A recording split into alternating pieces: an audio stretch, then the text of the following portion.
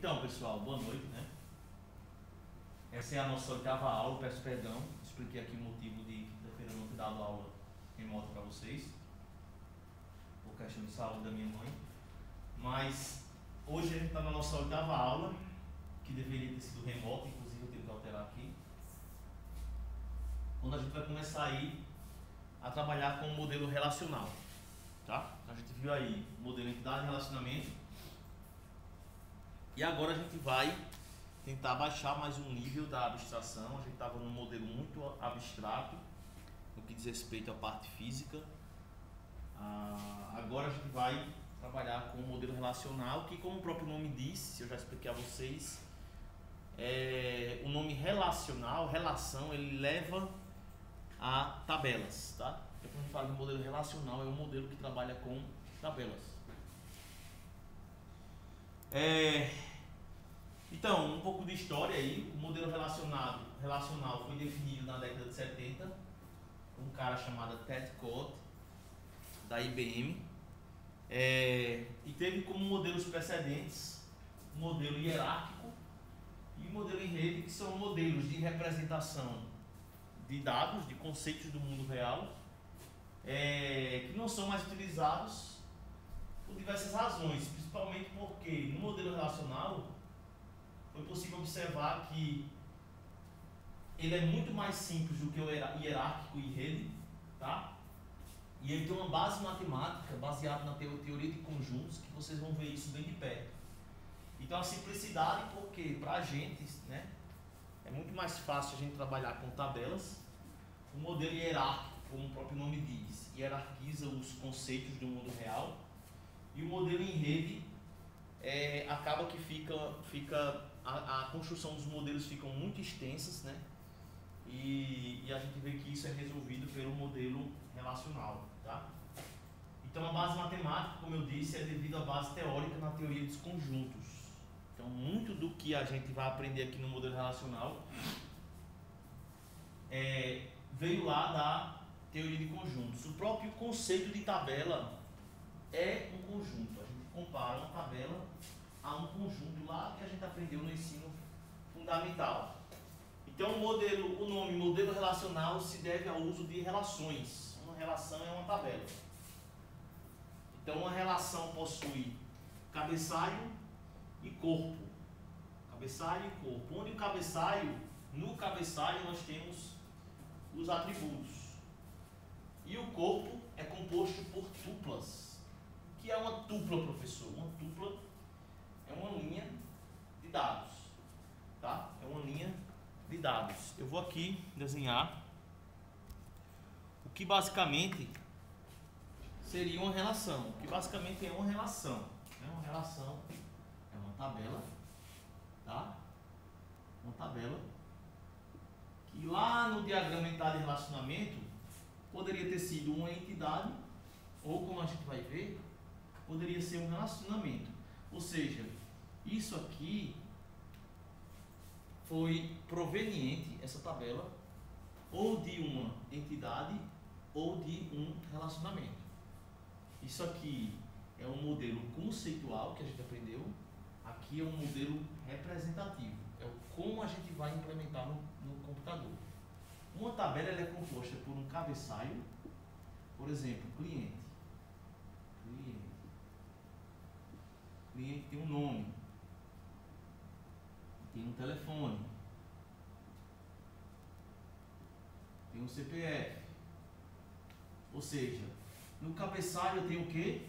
Os atributos. Lá no DR, tá? E as diversas instâncias dessa entidade, os diversos clientes, são representados aonde? Nas linhas, que a gente chama, esse lápis está ruim, né? Que a gente chama de tuplas. Cada linha dessa é uma tupla, tá? Uma tupla. Beleza? Esse nome vai ser bem comum para vocês. Rapaz, está ruim de lápis hoje aqui, hein?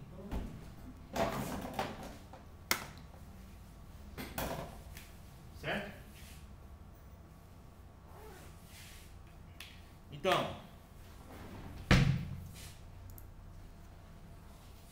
Um cabeçalho de uma relação tem tamanho fixo. Quando eu crio uma relação, ela é criada baseada no número. Gente, era bom todo mundo estar prestando atenção aqui, tá?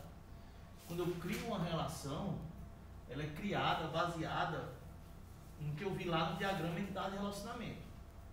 Então, essa relação tem um número fixo de quê? De atributos, tá? Quando eu construo meu banco de dados, eu presumo que quando eu construir esse banco, eu não vou mais alterar essa estrutura dessa tabela. Eu não vou precisar remover uma coluna. Eu não vou precisar adicionar um atributo. Quer dizer que isso não vai ocorrer nunca? Claro que pode ocorrer. O banco de dados, ele, a depender de se o mundo real muda, o banco de dados vai ter que mudar, vai ter que refletir. Oi? Tem que se adaptar. Vai ter que se adaptar. Mas eu tenho que fazer uma análise muito bem feita quando eu estou projetando meu banco para que isso ocorra tanto menos quanto possível. Tá? Enquanto que as colunas, ou seja, os atributos, eles não mudam, as tuplas não. Concordam comigo? Quanto mais eu insiro dados, mais na verdade eu insiro o quê? Tuplas. Então, as relações, ou seja, as tabelas do meu banco de dados, elas só crescem o quê? Verticalmente. Tá? Elas não crescem de forma horizontal. Então, o que nós temos é basicamente isso. Eu tenho uma relação aqui, onde eu estou representando o nome dessa relação, seus atributos, cada linha dessa representa uma tupla. No cabeçalho eu tenho os atributos e aqui, ó, eu tenho o quê? O corpo da minha relação. Beleza, pessoal? Então, o que é o domínio? Domínio de um atributo. Eu disse no primeiro slide, no segundo, que modelo relacional, ele tem uma base matemática, que é de onde? Da teoria de quê? Dos conjuntos. Por que eu estou falando isso agora também? Porque lá na teoria dos conjuntos, eu tenho conjunto A. Que conjunto é esse aqui? Me digam aí. Olha só.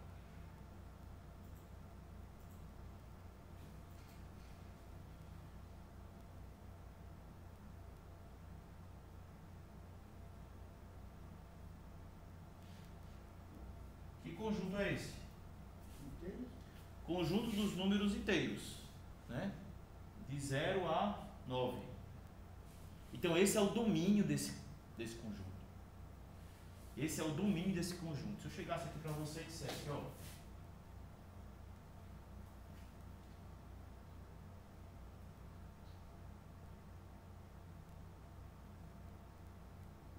e fosse até a Z, qual seria o domínio desse conjunto aqui?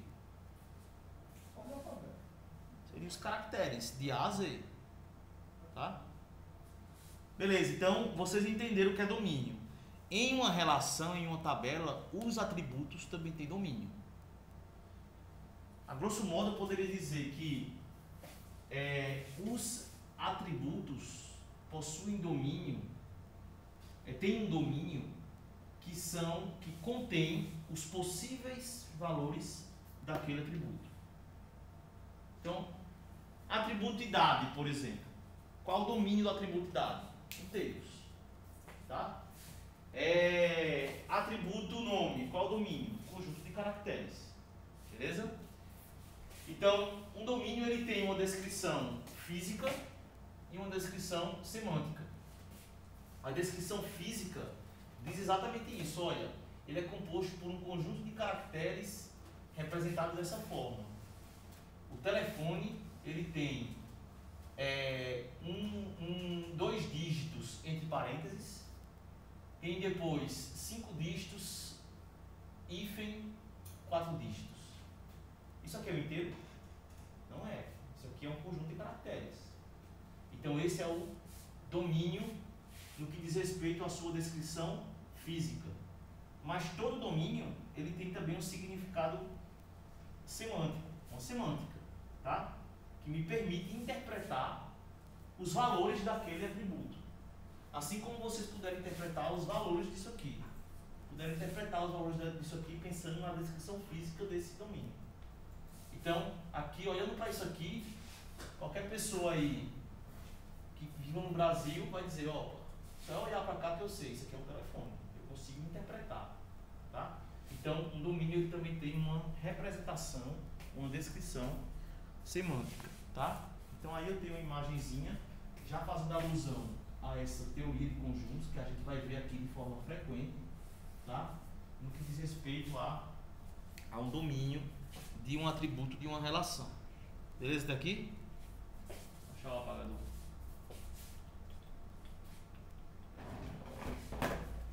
Beleza, gente? Por que aquele no telefone não foi inteiro e foi caracteres? Você disse que é só número. Vamos lá.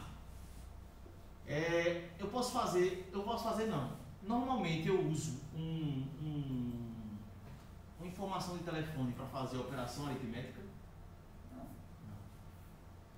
É como CPF. Eu faço operação aritmética com a informação CPF? Não. Um telefone ele respeita um padrão de organização. Padrão, sim. DDD, 5 dígitos, hífen, 4 dígitos. Essa é uma característica de um conjunto de caracteres e não inteiro. Tá? É a mesma coisa que CPF. CPF tem um padrão. 3 dígitos, ponto. 3 dígitos, ponto. 3 dígitos, hífen, 2 dígitos. Né? Quer dizer, o que segue padrão é o caractere, né? Oi? O que segue os padrões é caractere. Eu tenho que pensar assim. Conjunto de caracteres é toda informação. Eu só trato como inteiro, como numérico, aquilo que eu necessariamente vou fazer alguma operação aritmética.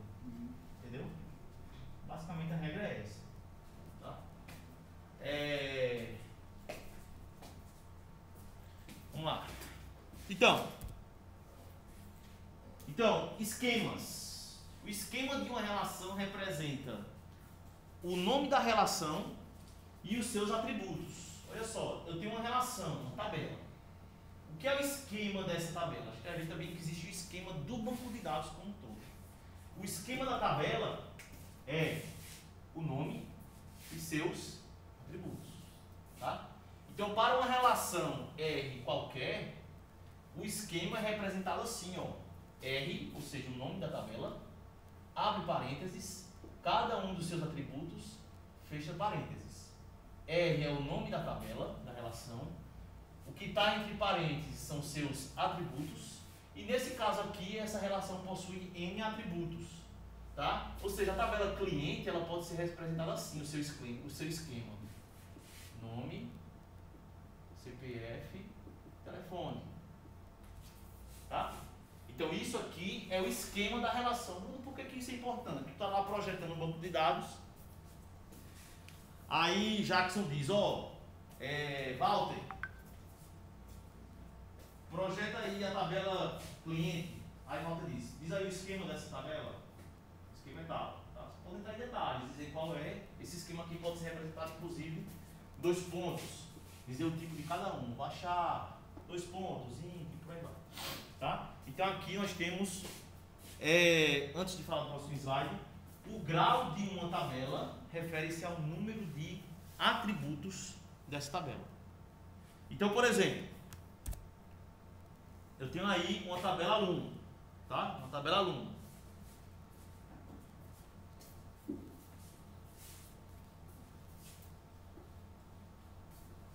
Qual é o esquema dessa tabela? Eu poderia representar esse esquema como? Olha só, assim, ó. Aluno, nome, CPF, endereço e data NASC. Isso aqui é o esquema, tá? Qual é o grau? Qual a aridade dessa tabela? Nem vi que eu tinha colocado aqui. Qual o grau? 4. Tá? 4. Então eu posso também representar uma instância. Eu posso representar uma instância, ou seja, uma tupla dessa tabela, que é o que está fazendo aqui, ó. Se eu estou representando a tupla que começa com Renata, que é essa aqui, certo? Eu sei já aqui, ó, a partir da observação dessa tupla, que o primeiro é um conjunto de caracteres, porque está com aspas. O segundo é um conjunto de caracteres, CPF. O terceiro é um conjunto de caracteres. E o quarto, olha que legal, é uma data. Isso quer dizer que em banco de dados nós temos também tipos não convencionais, tipos de data, tipos de tempo, de hora, tá? Então, além dos tipos normais que vocês conhecem já, inteiro, ponto flutuante, tá? String, que na verdade é baixar, conjunto de caracteres, nós temos também tipos não convencionais em banco de dados, como time, timestamp, date, entre outros, tá? O numeral lá a gente sabe quando é 4. Número de atributos. 1, 2, 3, 4. Tá?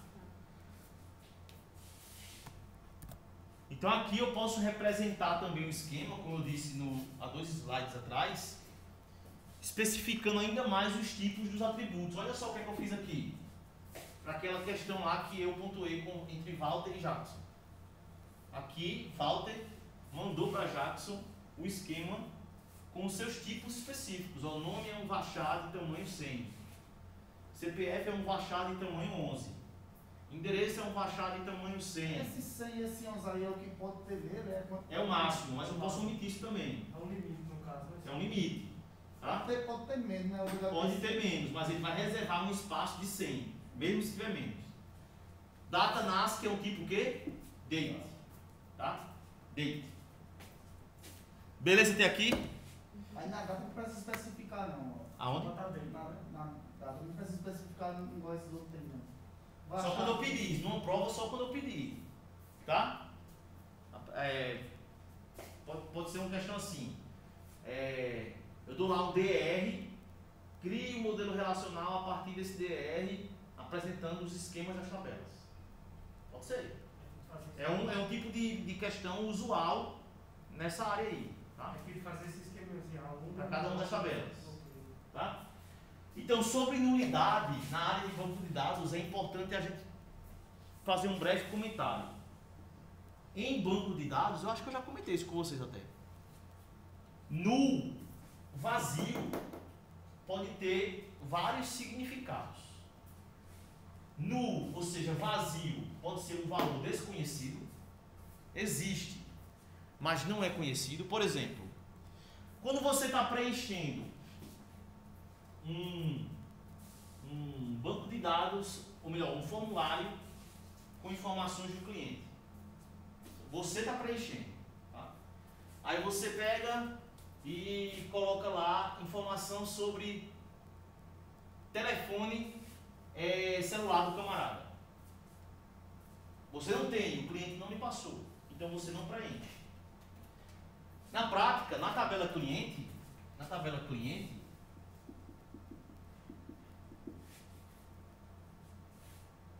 eu tenho nome, vou botar céu e outras informações aqui. Aí tá lá, ó, Bruno. Aqui ficou vazio, ou seja, null, tá? Em banco de dados, vazio é null. E aqui as outras informações. Se você que preencheu aquele formulário, que na prática é uma tabela lá no banco de dados, isso aqui está null, na verdade pode ser por quê? Ou porque você não conhece, enquanto o cara que preencheu, ou porque está indisponível, tá? Existe, mas de forma proposital foi omitido. Por exemplo, tu chega num local e te pede teu e-mail. Eu normalmente não gosto de dar meu e-mail. Então você omitiu propositalmente. Ou não é aplicável. Ou seja, para aquela situação não era aplicável, tá? A gente vai ver exemplos. Então é importante a gente saber isso, porque vai ter uma parte lógica de banco de dados, mas é importante a gente ter conhecimento disso para que a gente possa compreender melhor. Por exemplo, paciente não possui e-mail. Não foi colocada a informação lá. Então é nulo. Não se conhece o e-mail do paciente. Ele tem, mas você não conhece. Não foi colocado lá. Paciente possui e-mail, mas não quis informá-lo. Tá? Então, E se são... não colocar nu, deixar em branco? É nu. Se deixar em branco também. É. A não ser que você pegue e coloque o quê? Ah, eu vou preencher, pelo menos com um espaço. Aí deixa de ser nu, mas é lógica. Está ocupando espaço na memória de forma desnecessária. Hã? Não tem. É.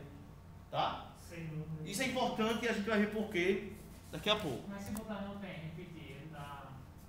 Aí é uma questão de tratamento da aplicação. Então, se você colocar não tem, por exemplo, tu já preencheu algum formulário em que tu pegou e tentou colocar um e-mail sem o arroba? Aí ele diz não aplicável. Já aconteceu comigo várias vezes. Estou preenchendo um formulário de um aplicativo, de alguma coisa, de um jogo, sei lá. Aí vou colocar lá um e-mail e esqueço do arroba. Aí ele diz, opa, tá errado. Porque para ele pré-formatou que o e-mail tem que ter um arroba. Aí você diz, se colocar não tem, vai ter erro. Não vai ter porque vai ser um baixar. Quem é que tem que garantir que não vai ter erro? A aplicação do banco de dados. Não é o projetista. É quem desenvolveu a aplicação que usa o banco de dados. Entendeu a diferença? Então, frequentemente não é possível saber a qual dos significados o nu pertence. São 3 significados. Então, é por essa razão que em banco de dados, um nu ele é diferente de outro. Tá? Vazio é diferente de vazio em banco de dados, justamente por causa dessa questão de diferentes significados de nulidade. Tá? Então, para fazer comparação entre nu, quando 2 nus são comparados, o resultado é unknown, que em inglês significa desconhecido. Não tem como o banco de dados saber uma comparação com nu. Tá? Então a gente entra aí naquela partezinha de lógica booleana. Nossa, nunca imaginei que ia usar isso na minha vida de programador. Você vai usar sempre. Sempre. Então, na lógica booleana, a gente aprendeu a tabelinha verdade do AND, do OR e do NOT. Isso quer dizer que, ó, esquece aí esse unknown. Se eu tiver true com true no AND, vai dar true, concorda? Se for false com qualquer coisa, vai dar false. Se eu tiver false, true com qualquer coisa no OR, vai dar true. Né? Só vai dar false se for false com false. Olha agora. Olha só o que é que eu tenho. Unknown e true. Vai dar o quê? Unknown. Aí por quê? Olha só. Eu tenho um valor qualquer e true. Isso vai dar o quê? Vai dar o quê? Vai dar x. Por que dá x? Porque se x for true, vai dar true. Se x for false, vai dar false. Porque false no i sempre vai dar false. Tabelinha verdade lá. Tá? Então, true e unknown dá desconhecido. Tá? Unknown ou false, desculpa, unknown e false, vai dar o que? False. Independentemente do valor de unknown, o resultado vai ser falso, porque um i lógico com false vai dar false sempre. E agora, unknown e unknown, desconhecido e desconhecido, vai dar desconhecido. Unknown ou true, qualquer coisa ou true vai dar true. Unknown ou false, qualquer coisa ou falso vai dar qualquer coisa. Unknown ou unknown vai dar unknown. E qual a negação de unknown? Qual a negação de desconhecido? Conhecido? Filosofia isso aí, hein? Conhecido? Será que conhecido? Não. Qual a negação de infinito? Não existe. Infinito. Assim, o não é negativo, não. A negação de desconhecido é um valor também desconhecido, tá? Então, daí a gente entra em estado. O estado de uma relação, eu sempre comparo com a ideia de snapshot, de print screen. Você pega o celular, viu aquela foto engraçada, viu aquela coisa bizarra, alguma coisa, você faz o quê? Print. que é o estado do seu celular no momento em que você viu. Tá? Banco de dados é a mesma ideia.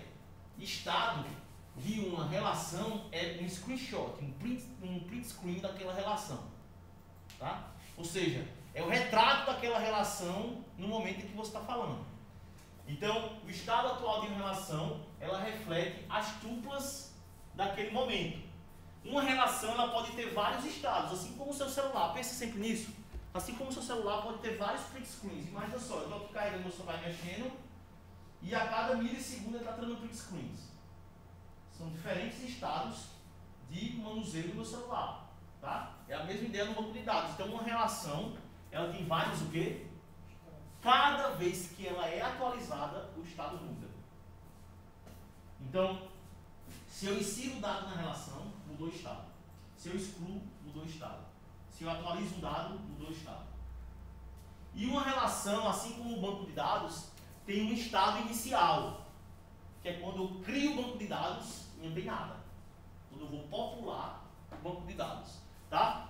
O que é um estado inválido? É aquele estado que não obedece a alguma restrição de integridade. Então, se ele desobedece a alguma restrição, tem alguma coisa errada ali. Não era para desobedecer. Eu projetei mal no banco de dados. Tá? E o estado válido é aquele estado em que seu banco de dados, suas relações sempre devem estar. Tá? Notações do modelo relacional. Então a gente já viu aqui como é que é representado o esquema. Né? Normalmente a gente representa relações por meio de letras maiúsculas. Vocês vão ver isso muito no livro de Navate, acho que já estão vendo. Letras minúsculas e representam o quê? Os estados das relações. Tá? Normalmente se usa as letras T ou V para representar tuplas específicas. Professor, é sempre assim? É obrigatório ser assim? Não, isso é uma convenção, que você vai ver muito nos livros. Mas se você quiser representar uma tupla com a letra minúscula A, pode representar. Tá? Não é errado não, é só uma prática, uma convenção que normalmente se usa. Então, pode se referir ao atributo de uma relação seguindo essa notação aqui, ó. Nome da relação, ponto atributo. Cliente, ponto telefone, é o atributo telefone de cliente. Tá? Funcionário, ponto matrícula, atributo matrícula da tabela funcionário. Considere uma tupla T de tamanho N. Como é que eu represento essa tupla de forma textual? Posso representar assim, ó. Já mostrei outra forma já a vocês, lembra? Posso também representar assim. T igual a seus respectivos valores. Cada um desses valores é um valor de cada um dos atributos, tá? Cada um dos atributos da relação. Então, olha só, eu tenho aí essa tabela aluno, essa relação aluno de grau 4, onde eu tenho o cabeçalho de cada uma das tuplas, e eu posso representar essas tuplas de que forma? Olha só, T igual, olha só essa fórmula. Abre chaves, parênteses. Cada instância de atributo entre parênteses. Nessa primeira forma, eu botei como? O nome do cabeçalho, o valor da tupla. O nome do cabeçalho, o valor da tupla. Essa forma aqui é usual de ser usada quando você coloca os atributos da tupla de forma diferente do que está aqui.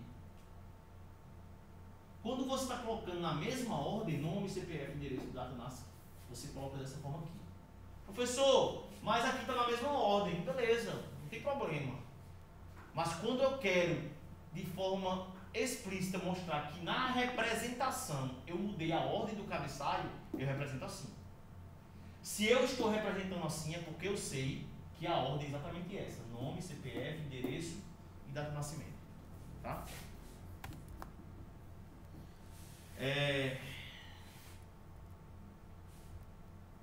E eu posso ainda representar componentes de tupla. Ó. Uma tupla abre colchetes, seu atributo, nome. Então olha só, que tupla era essa? Era essa aqui, ó. T era qual? T era a primeira tupla, tá aí, ó. T igual a isso. T nome, qual é? T nome igual a Renata. T CPF, vírgula, data, nasce, ele retorna. 0135. Por que isso é importante, essa forma textual? Porque quando você estiver trabalhando com SQL, você vai fazer exatamente isso, só que usando comandos. Então, por isso que é importante a gente entender, poxa, se eu quiser pegar só um valor de uma tupla, se eu quiser pegar várias tuplas, como é que eu pego? Hoje a gente sabe fazer isso de forma descritiva, textual, mas daqui a algumas aulas a gente vai fazer isso utilizando comandos em SQL, usando select, where, from. Beleza, gente? Aí no caso, se a gente quiser esquecer uma vírgula daquela, não tem problema não, né? Se a gente o quê? Esquecer uma vírgula daquela. Colocar o nome, Renata, vírgula. Não, mas você não vai esquecer, é uma coisinha dessa simples, Mas se esquecer. esquecer, vai pensar com um atributo só, não? É, não é pra esquecer, entendeu? Não vai esquecer não. Viu? Beleza, gente? Estamos conversados? Então, daqui a pouco, aula de programação estruturada, hein? Valeu, pessoal. Isso aqui é meu filho, mano. Oi? Isso aqui já tá dando para comer filho. Não, mas sobre feijão sim. Eu vou